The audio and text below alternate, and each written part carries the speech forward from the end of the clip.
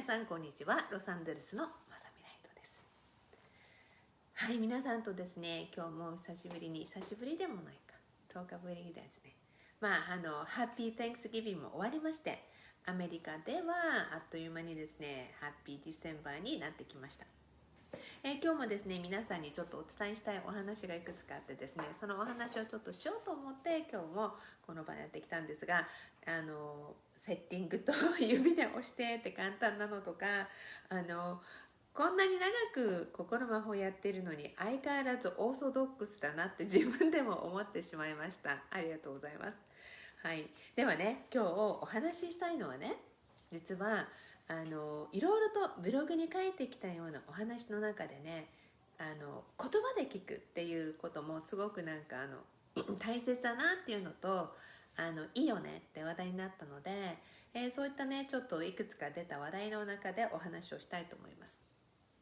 サンクスギビングの時にね、子供たちとこんな話が出たんです。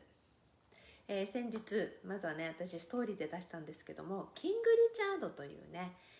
黒人さんですごい世界的に有名なもう本当にもう世界のトップスターであるセリーナさんっているじゃないですか。テニスプレーヤーの方ね、あの方のお父さんのあの方たちのお父さんの話じゃないんだけど、タイトルがキング・リチャードだったんですね。でその映画を見たことによって、娘さんたちがどうやってこんばんはどうやってあんな素晴らしい活躍する人たちになったのかっていう背景のお話なんですけれども、すごく良かったんです。内容がね、貧困のエリアからあんなトップスターに上がるまで、そして何よりも、ね、お伝えしたかったのは、そこでお父さんがね、その未成年者のそういうスポーツプレーヤーの子たちのエイジの制限っていうね、年齢の制限を作っていった人だったんですね。実際に作る目的ではなくて、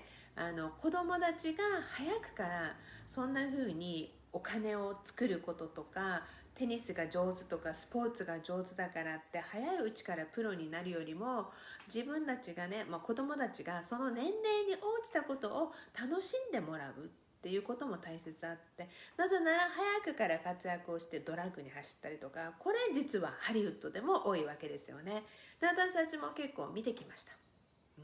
そういった背景を。だからこそ早くから活躍するのはいいけれども、心が満たされてないとやっぱりこういうことが起きてしまうよね。だからまず学校に行くのが苦手な子だってもちろんいるじゃないですか。でも苦手な子なりにまた自分の居場所を見つけたりするじゃないですか。ですから学校でね、お勉強したりお友達と過ごしたりって、その何気ない大切なことってとても私たちにとっては、人間にとってはかけがえのないことなんだなってすごく思うんですね。そういったお話がね結構出ました。でその中でね、だからそのお父さんがそういった子供たち、若いティーンの子たちがある一定年齢まではプロとして出すんじゃなくて、それまではきちんとした教育もお友達との時間も作るようにするっていうところで、ある程度の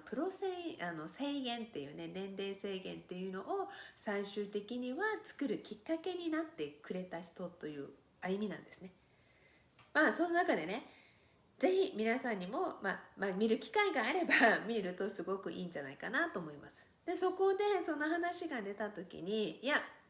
そうだね、似たようなお話がうちにもあるねってなったんですね。でそのお話とかも私もブログで書いたことがあるんですが、例えばうちのお兄ちゃん、小学校2年生まで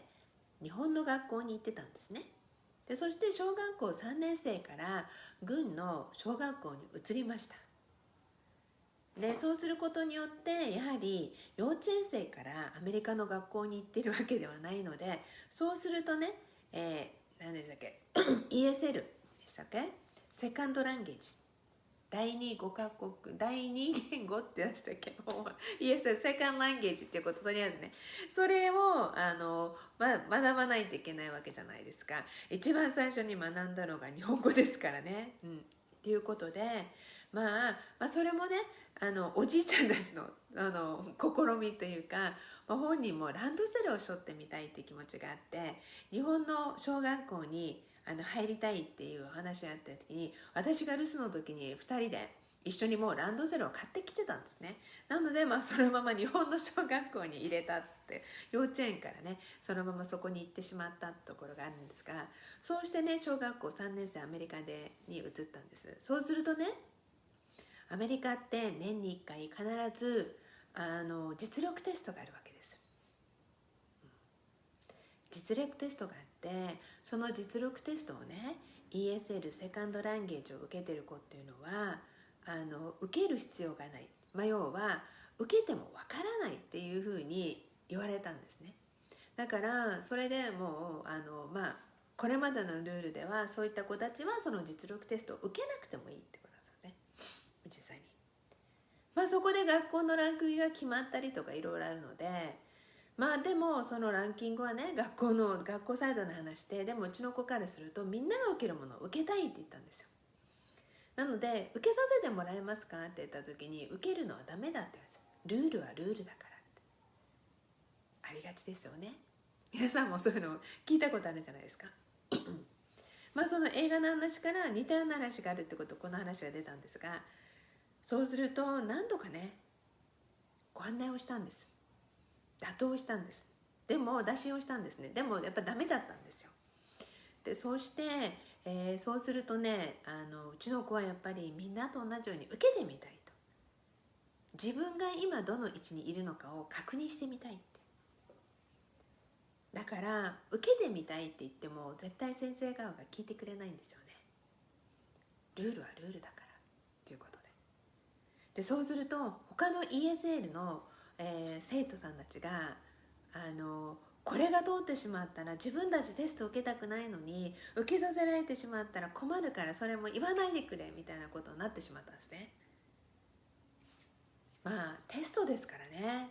テストを受けたいと思う方がちょっと変わってるかもしれないっていうのもあるんですが、でも本人がね一生懸命毎日努力をして英語にも慣れて、そしてそういったテストを受けてみたいっていうね、みんなが受けてクラスメートも受けてるのにわずか数名同じように ESL を受けてる、ね、子たちだけがダメだって言われるのもですね。そうした時に ESL の先生もね、ショーン君はだいぶ英語も上達してるし、もう本当に普通の他の子たちと変わりがないから絶対に受けても大丈夫だよって言ったんですね。でもそれでもダメだったんですよ。じゃあ最終的に何をしたかって時に、はいそこですよ、直談判ですよね。なので私は日本人なので、そうなってくるとその日は朝早くテストを受ける前にね、早くからもう校長先生の予約を取りました。で校長先生の予約を取って、ね、うちの主人にもこの時間校長先生にこの話をするから絶対一緒についてきてねって言ったんですね。こういう時にいつもセッティングしてついてこないといけないっていうのはうちの旦那のパターンなんですね。でそうしてじゃあ先生にも言ったんですね。同じように反対に説得をされるような感じになったんですよ。はいダメですと。でも先生に言ったのは、ではこれまでに例がないのであれば例を作ればいいと、今回が最初になればいいんじゃないですかっていうことを言ったんですね。そしてこれから先ではどんなに努力をする子が出てきても、短時間である程度の大きな実績を上げたとしても先生方は見るチャンスを失うんですね。それとも先生方は未来ある、そして努力をしている子たちに新たな未来の門を開けるどちらのタイプなんですか、どうせなら開けてみませんかっていうことを話したんですね。そしたら先生も許可をしてくれ、そして教育委員会にも連絡をすぐに入れてくれ、そしてこの ESL の先生のもと、同じクラスの子たちと一緒に受けられなかったんだけども、一人だけ別のクラスで、ね、ESL の先生の監視のもとで受けることになったんですね。はい、では結果最終的にもうものすごくいい成績を収めたんですよ。先生方もありえないって言ったんですね。でも先生方は見る前からありえないってこれからも判断するつもりですかって。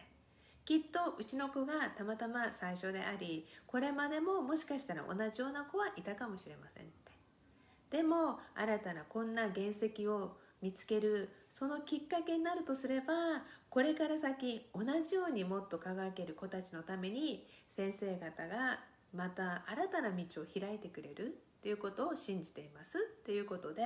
お話をし、その時以来、はい、ルール規約を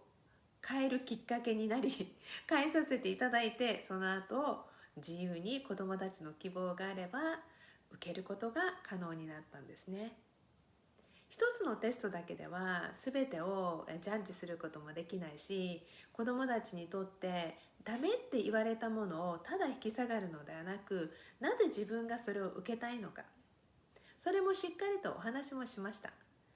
そういうことでやはりいかに自分たちがどんな風にすれば道を切り開くことができるのかっていうことをそこで教えることにもなったんですよ。